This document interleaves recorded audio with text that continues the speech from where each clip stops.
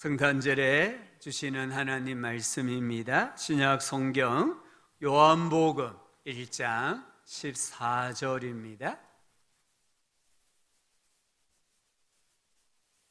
요한복음 1장 14절 한 절 말씀을 다 함께 읽도록 하겠습니다.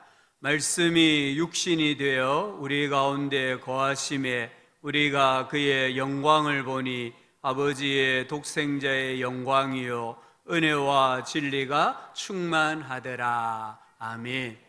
임마누엘 찬양대 하나님께 찬양드립니다.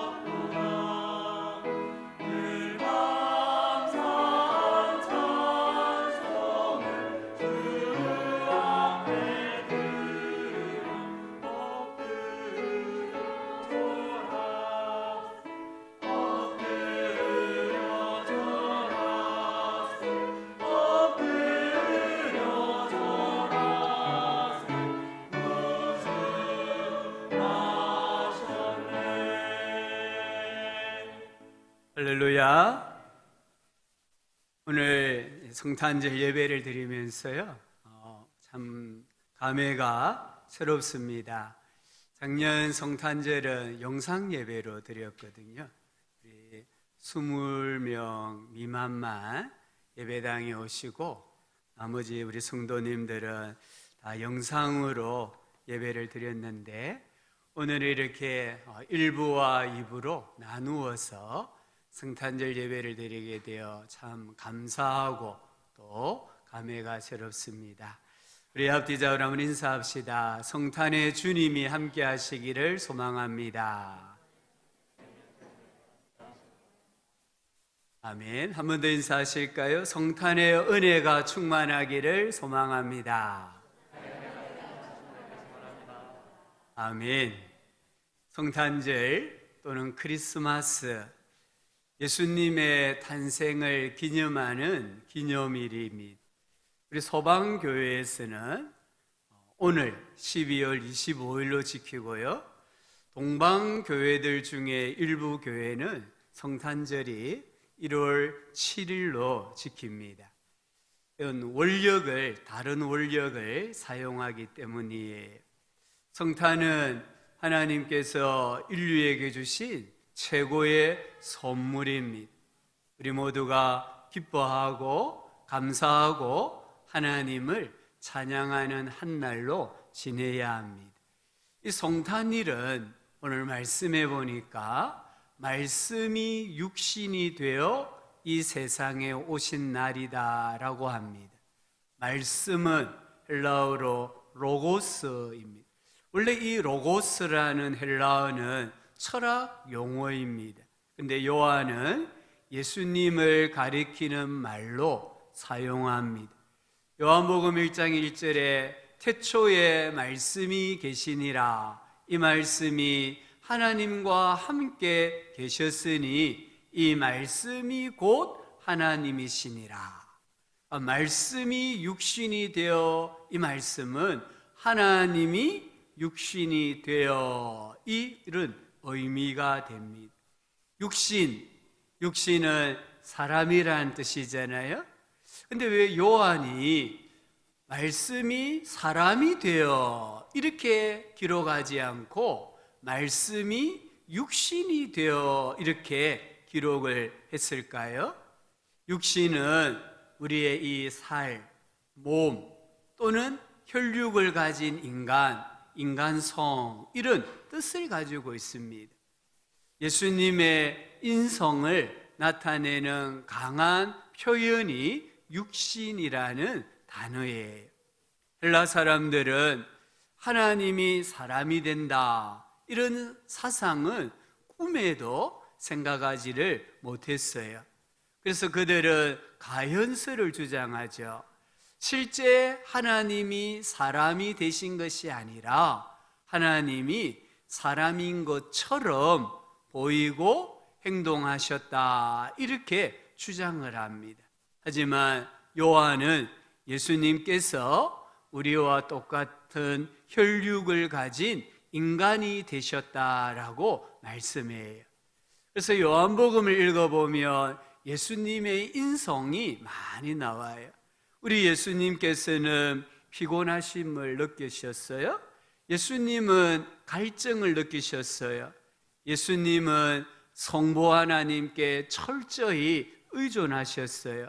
우리 예수님은 죽은 자를 보시고 눈물을 흘리셨어요. 때로는 불의 앞에 분노하셨습니다. 때로는 어떤 양자택일의 문제를 놓고 갈등하셨습니다. 고난을 받아 십자가에서 죽으셨습니다. 이것은 예수님이 완전한 사람이라는 것을 우리에게 말씀을 해요. 그러나 예수님에게는 우리가 고백하는 것처럼 죄가 없으신 분입니다. 우리 예수님은 죄 없는 인간으로 이 세상에 오신 겁니다. 예수님이 사람으로 오셨다, 이것을 믿는 믿음이 우리 기독교의 믿음입니다. 이 믿음을 가지고 있으면 구원을 받습니다. 하지만 내가 교회를 나와도 예수님, 하나님이 사람으로 이 세상에 오셨다는 것을 믿지를 못하면 구원받을 수가 없어요. 요한일서 4장 23절에 하나님의 영은 이것이니, 하나님의 영이 뭡니까? 성령. 내가 성령을 받았다는 것을 어떻게 아냐? 하나님의 영은 이것으로 알지니 곧 예수 그리스도께서 육체로 오신 것을 시인하는 영마다 하나님께 속한 것이요. 예수님이 사람으로 오신 것을 시인하는 사람의 영마다 그 영은 하나님께 속한 것이요. 예수를 시인하지 아니하는 영마다 하나님께 속한 것이 아니니 이것이 곧 즉 그리스도의 영이니라.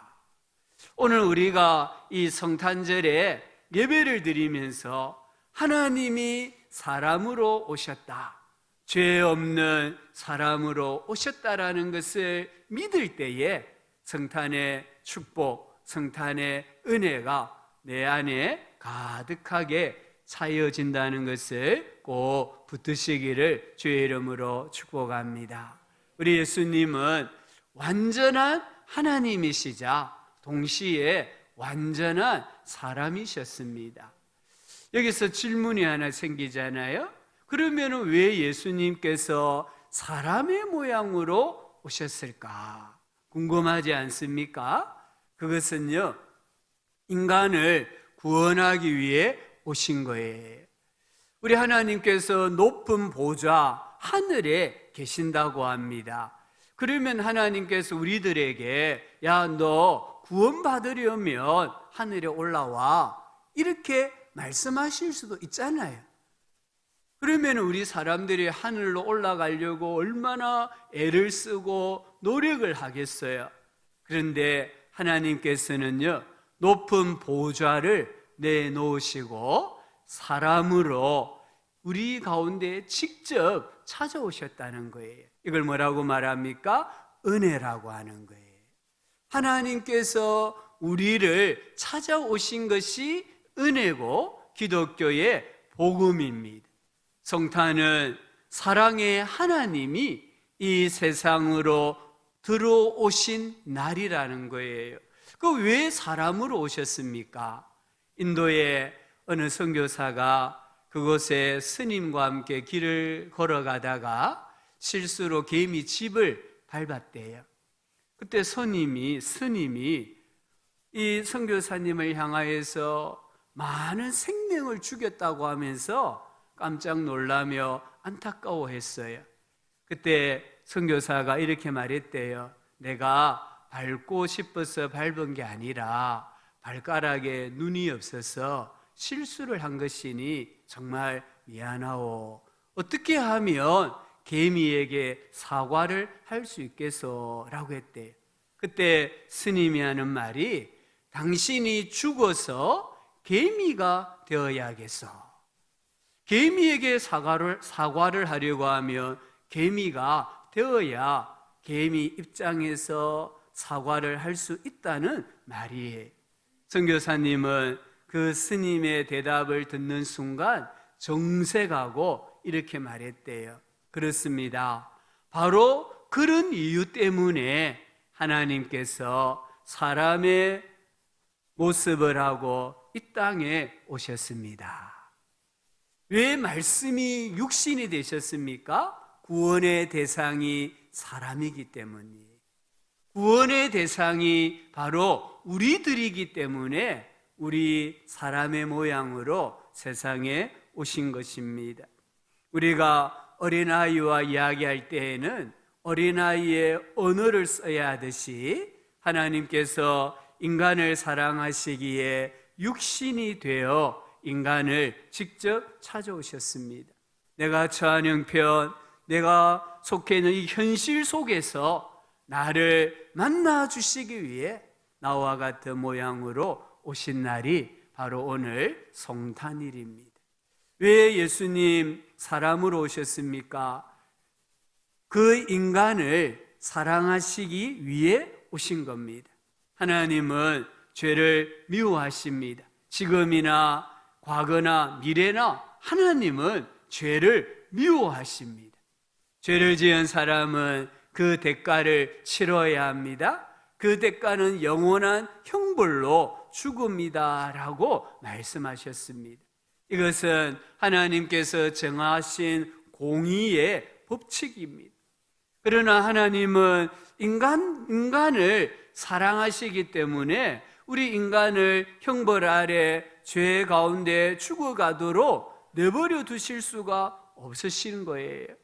그래서 하나님께서는 하나님의 공의도 지키고 하나님의 사랑도 나타내시기 위해서 택하신 방법이 사람의 몸을 입고 이 세상에 오시는 거였습니다.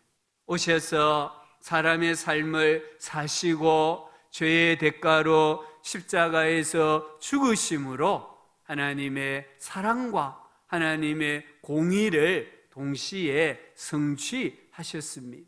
성탄은 하나님의 사랑의 결정체입니다. 성탄은 나를 향한 하나님의 위대한 사랑의 고백이고 표현이라는 것을 우리가 붙잡아야 됩니다. 노르웨이의 탐험가 난센이 한 번은 북극을 탐험하면서 이 북극의 바다의 깊이가 얼마나 깊은가를 실험을 했대요. 아주 긴 줄을 이 북극 바다로 내려보았대요. 그런데 이 줄이 해저에 닿지를 않았습니다. 그는 일기장에 바다가 이 긴 줄보다 더 깊다라고 기록을 했대요. 그 다음날 더 긴 줄을 가져다가 바다의 깊이를 재어보았어요. 하지만 역시 해저에 이르지를 못했다고 합니다. 며칠간 같은 작업을 계속했지만 바다의 깊이를 측량할 수가 없었어요. 결국 난센은 그의 일기에 이렇게 기록했습니다. 이 근처의 바다는 하나님의 사랑과 같다. 끝없이 깊은 바다이다. 이 북극의 바다의 그 깊이를 잴 수 없는 것처럼 하나님의 사랑은 끝없다, 한없다라고 고백했습니다. 하나님의 사랑은 청량할 수가 없어요. 우리가 아무리 생각하고 아무리 지혜를 내어도 그 사랑의 깊이를 헤아릴 수가 없습니다. 요한복음 3장 16절 17절은 하나님이 세상을 이처럼 사랑하사 독생자를 주셨으니, 독생자를 주시는 사랑이 하나님의 사랑이에요. 이는 그를 믿는 자마다 멸망하지 않고 영생을 얻게 하려 하심이라. 하나님이 그 아들을 세상에 보내신 것은 세상을 심판하려 하심이 아니요 그로 말미암아 세상이 구원을 받게 하려 하심이라. 아멘. 우리 예수님은 우리를 구원하시기 위해 이 세상에 오셨다라고 말씀합니다. 왜 예수님 이 땅에 오셨을까요? 우리와 함께 하기 위해서였습니다. 오늘 말씀에 말씀이 육신이 되어 우리 가운데 거하심에라고 했습니다. 여기 거하다 이 말은 장막을 치다 또는 숙소를 정하다 이런 말이에요. 우리가 어디 여행을 갈 때에 그 여행지에서 머무를 숙소를 미리 예약을 하는 그런 의미입니다. 이 땅에 오신 예수님은 사람들 가운데 숙소를 정하셨어요. 그래서 그 이름을 임마누엘이라고 부르는 겁니다. 마태복음 1장 23절에 보라 처녀가 잉태하여 아들을 낳을 것이요 그 이름은 임마누엘이라 하리라 하셨으니 이를 번역한즉 하나님이 우리와 함께 계시다 함이라. 우리 가운데 함께 계시기 위해서 사람으로 이 세상에 오신 겁니다. 일본의 크리스천 작가 미우라 아야코라는 분이 있지 않습니까? 이분에게 어떤 사람이 질문을 했대요. 기독교에는 불교에서 하는 것처럼 연불이 없습니까? 했대요. 연불이 저는 뭔지는 잘 모르겠어요. 그때 미우라 아야코가 이렇게 대답했다고 합니다. 엄밀히 말하면 기독교에는 연불이 없습니다. 그러나 그와 비슷한 말은 있습니다. 임마누엘 아멘이라는 말입니다. 아멘은 참으로 진실로라는 동의로 세계 공통어입니다. 임마누엘 아멘이라고 하면 하나님이 나와 함께 계십니다. 실로 그렇습니다. 감사합니다라는 뜻이 됩니다. 나는 오랜 요양 생활을 하는 중에 문득 쓸쓸해지면 곧장 임마누엘 아멘이라 불렀습니다. 그러면 이상하게도 전능하신 하나님께서 내 곁에 계셔서 온전히 나를 지켜주신다는 느낌이 들면서 마음이 평안해졌습니다 라고 대답했답니다. 우리 예수님의 이름은 임마누엘입니다. 우리 한번 따라합시다. 임마누엘 아멘. 아멘 아멘. 이 임마누엘 아멘으로 우리와 함께 하시기 위해서 사람의 모양으로 이 세상에 오신 거예요. 지금도 예수님은 나와 함께 하십니다. 우리 공동체와 함께 하십니다. 우리 가정과 우리 가족과 사업장과 내 인생의 모든 교회에게도 함께 하십니다. 우리 예수님은 세상 끝날까지 나와 함께 하신다라고 분명히 약속하셨습니다. 예수님은 이 땅에 임마누엘로 오신 거예요. 우리 주님께서 병자들과 함께 하셨고, 귀신 들려 고통당하는 자들과 함께 하시고, 굶주린 자들과 함께 하시고, 고아와 과부들과 함께 하셨습니다. 예수님이 함께 하자 병자가 고침받았잖아요. 귀신이 떠나갔잖아요. 굶주림이 해결되었습니다. 사회적 약자가 힘을 얻었습니다. 그 예수님께서 세상 끝날까지 나와 함께 하겠다고 분명히 약속하셨습니다. 그 주님 영접하시고요, 임마누엘 아멘의 복이 우리 마음에 가정에 충만하기를 주의 이름으로 축복합니다. 또한 우리 예수님이 세상에 오신 것은요, 우리를 위로하기 위해 오셨어요. 이 성탄은 하나님께서 우리의 참 위로자가 되시는 그런 날입니다. 우리 예수님은 인간의 연약함을 채울하셨습니다. 히브리서 4장 15절에 예수님은 우리의 연약함을 동정하지 못하실 이가 아니요, 이전 개역 성경에 보면 우리의 연약함을 체휼하셨다, 몸소 다 경험하셨다라고 말을 합니다.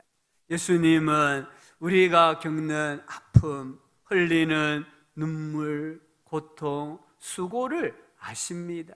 주님이 짧은 생애지만 이 땅 위에 머무실 때에 다 경험하셨기 때문입니다. 그래서 우리의 진정한 위로자가 됩니다. 제가 인터넷에 검색을 하다 보니까 이런 글이 있더라고요. 세계적으로 유명한 어느 상담학자가 고통당하는 사람들을 찾아가서 질문을 했대요. 당신이 고통을 당하고 있을 때 어떤 사람이 가장 위로가 되었습니까? 이런 질문을 던졌대요. 그래서 수많은 사람들로부터 답을 얻었는데 그 답을 다 종합해 본 결과 다음과 같은 결론을 얻었다고 합니다. 잠깐 신방에서 언제 들어도 지당한 말씀을 몇 마디 하고 돌아가는 목사님은 별로 도움이 되지 않았습니다. 선물을 한아름 안고 찾아오는 사람도 별로 도움이 되지 않았습니다. 꽃다발을 들고 오거나 유익한 책을 사들고 와서 놓고 가는 사람도 별로 도움이 되지 않았습니다. 겸손한 모습으로 찾아와서 자기 곁에 조용히 있어주는 사람이 도움이 되었습니다. 자기가 하는 말은 무슨 말이든 끝까지 들어주고 함께 울어주고, 아무리 내가 오래 이야기해도 시계를 들여다보지 않는 그 사람이 가장 큰 위로자가 되었습니다. 이렇게 결론적으로 말을 했어요. 나의 진정한 위로자가 누구십니까? 예수님입니다. 마태복음 11장 28절 29절에 수고하고 무거운 짐진 자들아 다 내게로 오라. 내가 너희를 쉬게 하리라. 나는 마음이 온유하고 겸손하니 나의 멍에를 메고 내게 배우라. 그리하면 너희 마음이 쉼을 얻으리니. 아멘. 우리 예수님은 마음이 겸손하신 분이세요. 예수님은 온유하신 분이세요.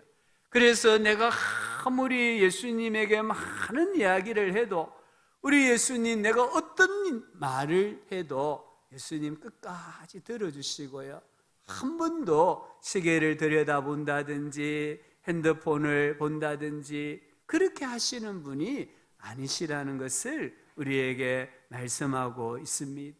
우리 예수님은 내 이름을 아십니다. 예수님은 내 모든 생각을 아세요.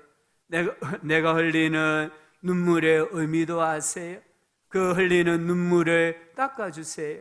예수님은 나와 같이 있어 주시고 나를 세워 주시고 내가 어딜 가든지 함께 하시고 언제나 내 편이 되어 주시는 참 위로자이심을 오늘 붙드시기를 축복합니다. 성탄의 축복이 무엇일까요? 오늘 14절 하반절에 보니까 우리가 그의 영광을 보니 아버지의 독생자의 영광이요 은혜와 진리가 충만하더라. 아멘.